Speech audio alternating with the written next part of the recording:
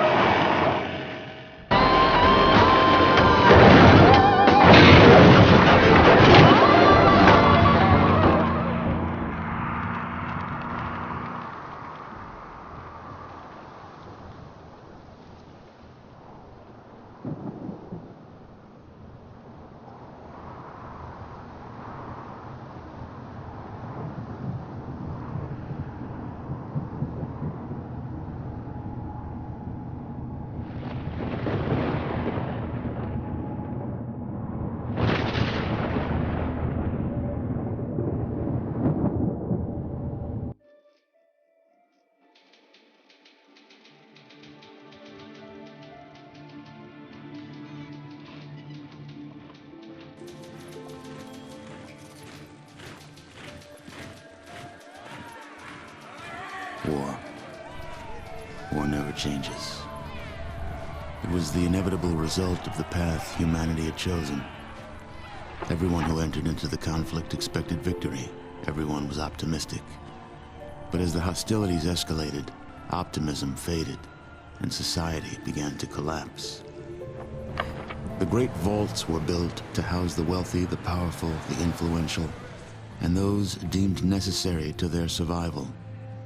Inside, resources and technology were stockpiled, a final defense against the coming Holocaust. With the past behind them and the present destroyed, they looked to the future.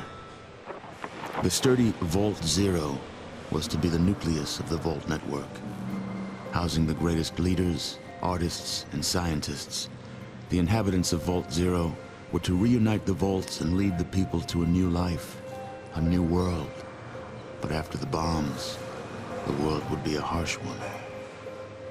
To ensure the creation of a post-nuclear utopia, the Vault dwellers would need help.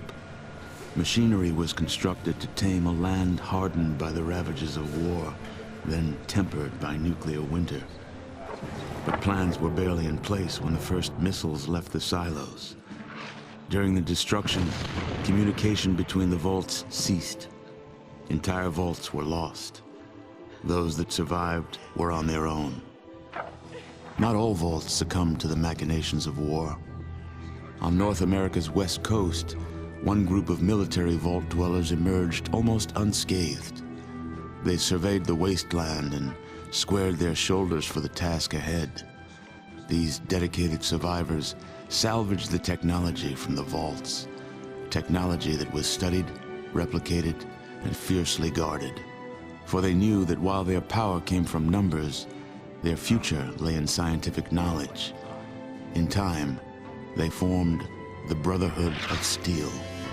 The Brotherhood used their knowledge to drive back the atrocities of the wasteland, proclaiming themselves the technological saviors of mankind. They scoured the land in search of more technology, raiding mutant camps, bandit towns, and the broken remains of other vaults. But even they could not keep pace with the high tolls demanded by life in the wasteland. The Brotherhood found themselves at odds with their need for new blood versus their code of technological secrecy. The debate was lengthy. Finally, the elders ruled against sharing the technology with outsiders, convinced that they would endure as they had before. Further discussion was discouraged, and the elders ordered the minority on a mission across the wastes. Super mutants, the foot soldiers of a conquered army, had been forced into a retreat across the mountainous barrier to the east. The Brotherhood constructed airships and dispatched the minority to track down and assess the extent of the remaining super mutant threat. But disaster struck while crossing the Great Mountains. A great storm gripped the main airship and flung it far from its course. The mighty ship was badly damaged. The smaller sections were torn from the main craft, never to be seen again. Many of the expedition's leaders were lost to the winds.